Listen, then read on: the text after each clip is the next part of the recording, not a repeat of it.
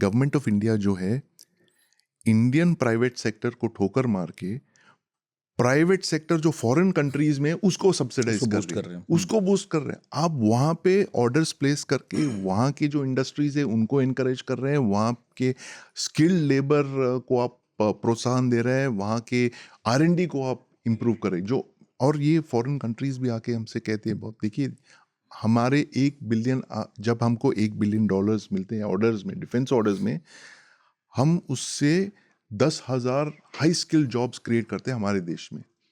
तो मैंने इसी CEO से पूछा कि भाई $1 बिलियन अगर हम एक्सपोर्ट करने लगे तो इसका फोर्स मल्टीप्लायर कितना होगा, कितनी जॉब्स क्रिएट कर पाओगे। इसे बस आप एक जीरो और ऐड कर दीजिए, मतलब अप टू 1 लाख जॉब्स आप जनरेट कर सकते हो इंडिया में।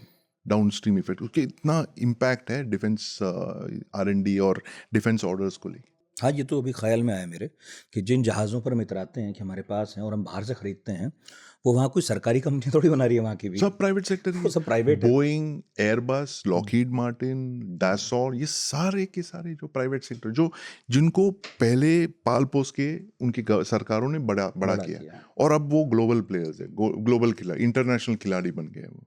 अच्छा, हमने इस सेक्टर पर कभी बहुत ध्यान नहीं दिया। क्योंकि हमें लगता था कि देखिए हम तो गांधी जी के देश है, पीसफुल है, नॉन वायलेंट है, आर्म्स नहीं एक्सपोर्ट कर सकते हैं, पर ये तो है दुनिया की एक अच्छा, आप कह रियलिटी रहे हैं है। कि मॉरल संकट था। मॉरल है कि नहीं नहीं, वेपन्स हम एक्सपोर्ट नहीं करेंगे, बस हमारे रिक्वायरमेंट्स के लिए हम थोड़ा थोड़ा बहुत खरीदेंगे और फिर हमारे पब्लिक सेक्टर से हम बनवाएंगे, प्राइवेट सेक्टर को छोड़ो।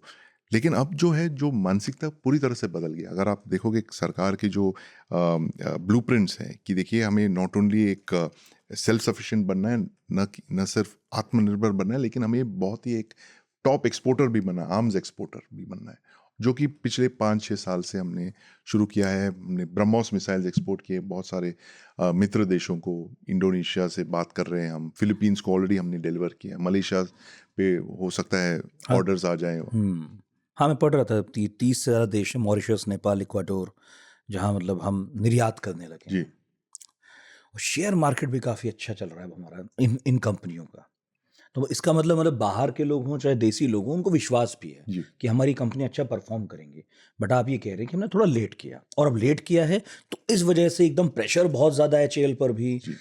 एयरफोर्स पर भी खतरे भी बढ़ रहे हैं लगातार। पाकिस्तान अचानक से एक्टिव हो गया है, चाइना तो था ही, तो इसलिए ये सब मिला जुला के ऐसी परिस्थिति बिल्कुल, बन गई है। एब्सोल्युटली एक ट्रैफिक जैम सिचुएशन पैदा हो गया है कि आपको जो ऑर्डर्स बहुत पहले करने थे, आपको मतलब ये जो 42 स्क्वाड्रन्स की आपकी जो प्लानिंग थी काफ़ी सालों से, आपने उसको पोस्टपोन करते रहे और फिर एक से एक डिलेज आने लगे। फिर सारा जो फोकस अब है कि एयरफोर्स को हमेशा लगता था कि देखिए वो 126 हवाई जहाज़ों की जो बात कर रहे थे, MMRCA, multi mission medium combat aircraft, वो उनको लगता था कि ये एक 7 स्क्वाड्रन की जो रिक्वायरमेंट थी, 6 या 7 स्क्वाड्रन, वो उनकी रिक्वायरमेंट्स को प्लग करेंगे। 10-15 साल तक वो ये मैनेज कर सकते हैं। लेकिन अब वो 126 के भी नंबर नहीं है।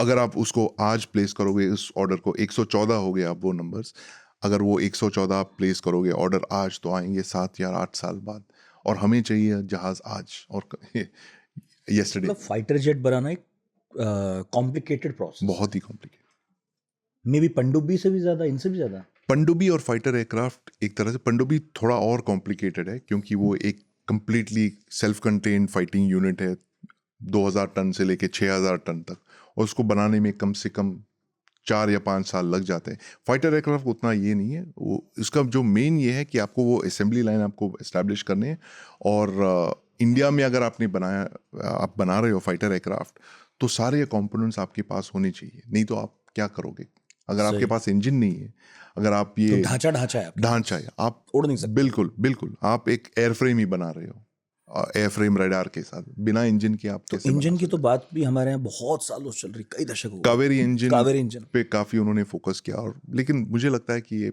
अगर थोड़ा और फोकस करते हैं उस कावेरी इंजन पे, जैसे कि जो पूरी जो रिस्पॉन्सिबिलिटी है कावेरी इंजन को एक लेबोरेटरी पे उन्होंने लगा दिया।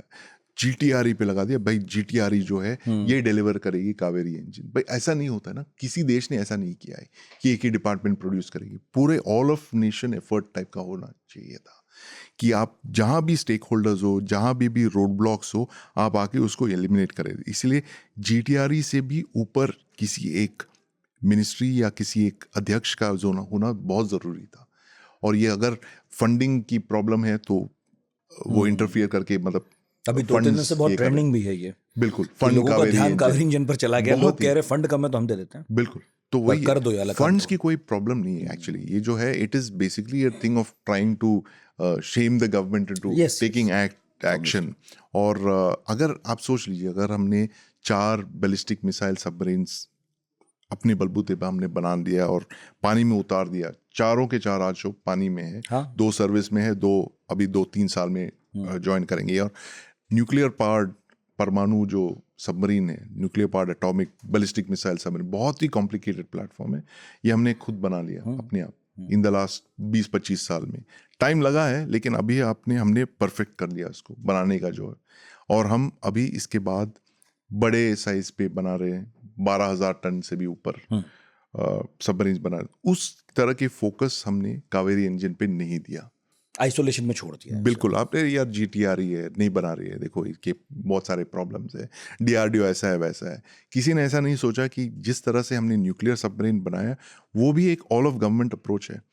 उसमें प्राइम मिनिस्टर ऑफिस सबसे ऊपर है, उसके नेशनल सिक्योरिटी एडवाइज़र जो खुद सुपरवाइज करते हैं, वो उसके जो सबसे ऊपर वाले अधिकारी है वो वही है, NSA है, उनके नीचे काम करती है ये सारे जो DGATV है, जहाँ कई डिपार्टमेंट से एक्सपर्ट्स को लाया जाता है, इंडियन नेवी से, DRDO से, लार्सन एंड टूब्रो से, टाटा सिस्टम, महिंद्रा, सब जो है कंट्रीब्यूट करके एक पूरी एक प्रोग्राम मैनेजमेंट जो उन्होंने बनाया है, गोल्ड स्टैंडर्ड है।